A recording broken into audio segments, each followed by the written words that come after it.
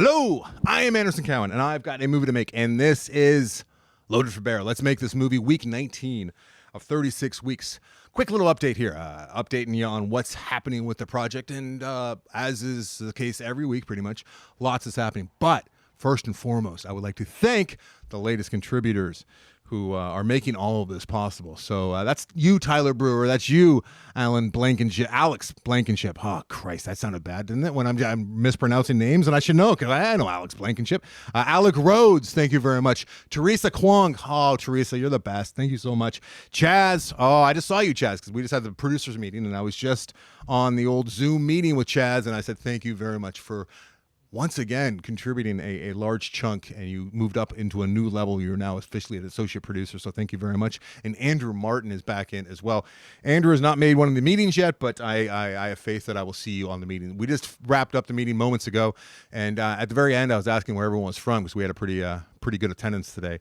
And it's crazy. We have people from all over the country. Everyone's in the United States right now. We don't have anyone outside the United States, but everyone is on those producer meetings, active producers as well as anyone who's at that level. You guys are all over the place, all over the country, and it's really, really cool to have a project like this with so much synergy happening from people all over the place that I would not have met if it wasn't for the shows and if it wasn't for technology. And actually, I got a little bit sappy there at the end. I'm like, you know what? Technology is really awful in so many ways and ruins our lives in so many ways. And I can't even go on social media because I'm a human being, I guess, and I just don't have thick enough skin for it. I don't have the stomach for it. But if it wasn't for technology, we wouldn't be able to do things like this. And that meeting alone kind of blows my mind that we have people from all these different time zones, and we're all, gathering together for the same cause, which is really, really cool. So here's where we're at. I'll start off with casting. Some interesting ideas are coming about casting. We're still with 2 out of the 4 that we're casting right now. We're waiting to hear back from some peoples. Oh, peoples. Yeah, peoples. There's like vacation still happening. It's summer. The strike is still ongoing, but we are still waiting to hear back on 1, if not 2, and I have some really great ideas, and it looks like we're going to actually be locked in for casting as soon as a week from today. We might just be where we're going to be like, this is who we want to go with, this is who we're going to go with, and here's who we're comfortable with going with. As far as locations had a really, really nice happy accident that happened this week. It looks like we're going to be shooting, hopefully, if all goes as planned, as of right now, we're going to be shooting where we do the Born to Act players classes every week in that space, which obviously most of us are very familiar with that are in those classes. And I'm going to have around 15 to 16 Born to Act players in this short film, so they're all very comfortable and familiar with this space. And we're also going to build it out to also double as our office, because the short film has 4 scenes but 2 locations, and we're going to do it all in the same spot. And then at the end of the short, there's a big, wide reveal, and it shows that we've been shooting a movie all along. And you'll also see that office that we're going to build out in that space, which is just going to add to that big reveal at the end of the movie. And the happy accident that occurred was the corner of this big hall, as they call it, that I'll be renting at the church out here locally. In the corner where we're going to build out, we're going to put a rug down, build cubicles, put we're trying to make it period. I want it to be mid-90s, even for the short, clothes wise, as well as obviously the office is really going to lend itself to having old phones and technology from the mid-90s. But there's a door in the back corner, which I've never even noticed before, and I've been in that room for thousands of hours at this point probably. And there's a door, and my DP and very good friend, Milan Janison, Mickey and I were there scouting the location. I was showing him what I wanted to do, and we opened the door to see what was in there, and it was an office, and that's exactly what we need for that scene. We were trying to get creative and maybe lose the actual office, because it goes from the open cubicle part of the office to a private office. That's what the scene calls for. We didn't have that. We were not able to do that if that office didn't exist. If it was just 2 walls and we were building a faux office with set designing and clever set designing and building of the cubicles, we would not have been able to have our one of our lead actors get called into an office for reprimanding. We're going to have the boss come in and clear the room and get rid of. So that was a very, very nice happy accident, and they don't happen very often when you're trying to make things work like that. So that was that was the most exciting part of my week, was opening a door and seeing an office. All right. I'm also crewing up. I got some of my crew who I loved working with from Groupers are available. Unfortunately, because of the strikes, a lot of people are available. I was talking to Mickey, and there's actual like IATSE members who are not able to pay rent. I mean, it's getting really really bad. He was saying that a friend of his is living in his car right now. It's getting bad. So I don't know why I just made it all depressing and sad, but that is the case. Speaking of the strike and the optics of this, I did get a few emails from some of you. I got a text from a friend, actually. Well, not a friend, but it's somebody I know, somebody I respect, somebody I like. And I am getting a little. Some people are like, I don't know if this is the right thing. I don't know if the optics are good here, and it's and I have to wholeheartedly disagree with that. For one, I agree with you if I'm making Groupers again, or if I'm making a movie that's, for lack of a better term, I feel like this movie is going to serve a purpose larger than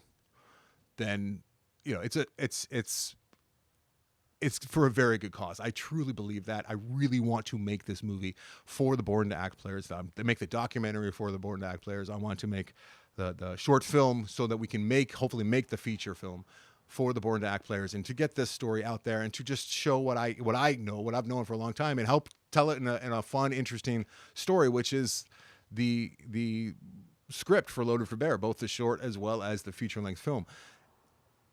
The studios are the ones who are taking advantage of people, and they have been for a long time. That's what this story is about. It's parallel to the actual strike in so many ways.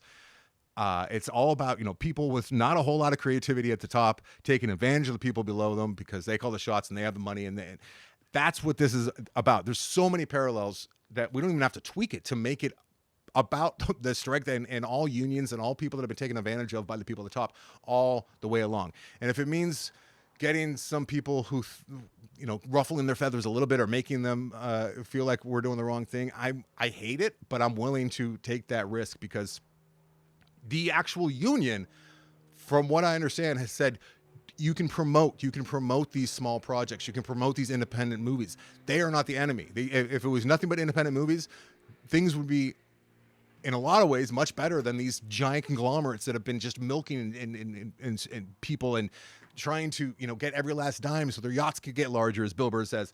And they're corporations, they're giant corporations, and that's not what we are, and that's not what a lot of movies out there are. A lot of movies are made. They're independent movies. They're made by people who love movies. They have a vision, and this was a cold, hard reality and a fact that was made very, very clear to me when I was making Groupers, and that is this. Usually the people that make independent movies, and like what I did with Groupers, with our little Groupers that we made, and a lot of you were a part of that as well. Like, we are thinking about it around the clock. We're going to do every single thing we can to make sure that that movie is as good as it can possibly be with the limited resources we have. When you're working on a studio film, especially if it's not your own, you're punching a clock. And I'm not saying this is everybody. And a lot of people, work in their department, and they're creative and they love what they do and they give it their all. But a lot of the time, with a lot of projects, it's just a 9 to 5. I'm not trying to, because of the structure, because of the way that it's just the factory, and it's just about getting butts in the seats, and it's not even about the art anymore or about the story. It's like, okay, this actor and that actor bring in XYZ and we can sell it overseas, and like it'll make the corporation this much money. That's the enemy. This little story is not the enemy. And us getting together essentially with friends and making something that we believe in is not the enemy. So if anything, it's helping tell the story of the big guy being, the age-old bad guy to the little guy. All right, so I don't know if that was something I should have brought here, but it's top of mind. I'm thinking about it all the freaking time, and we are not punching down. We are not looking to take advantage of people who are desperate. There's no one who's working on this or saying yes because they are hungry yet, and that's not what way. You know what? Do you know what I mean? Like, okay. I hope this makes sense. Please leave me some comments. I'm putting this on YouTube now too, if you'd like to continue this conversation. But what I'm hearing is from the union leaders, like Fran Drescher herself, like you can don't quote me on this because I didn't hear it from her mouth, but somebody told me that she said it. Like, she's saying, like, you can promote your projects, you can promote your small projects. You're just not working for the evil conglomerate right now until we hammer out a deal. Okay, So that's why they have these carve-outs. That's why we're going to be SAG-AFTRA compliant. I mean, we're not breaking rules here. Film LA, we're going to get permits. It's all going to be above board. So, okay.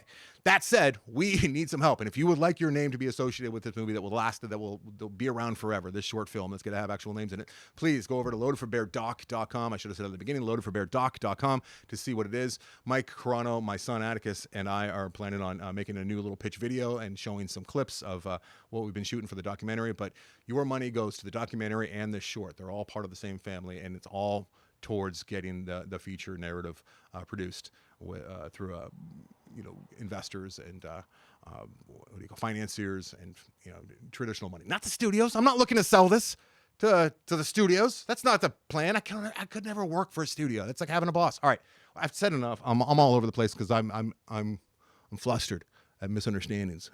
I'm flustered at people, drawing a line in the sand and saying we're on this side, and if you're not with us, you're against us, and that's not what this is. All right, so come be on my side. That's what I'm saying. Thank you very much for listening, and I'll talk to you for week 20. Woo, the weeks are just flying by. Talk to you next week, guys.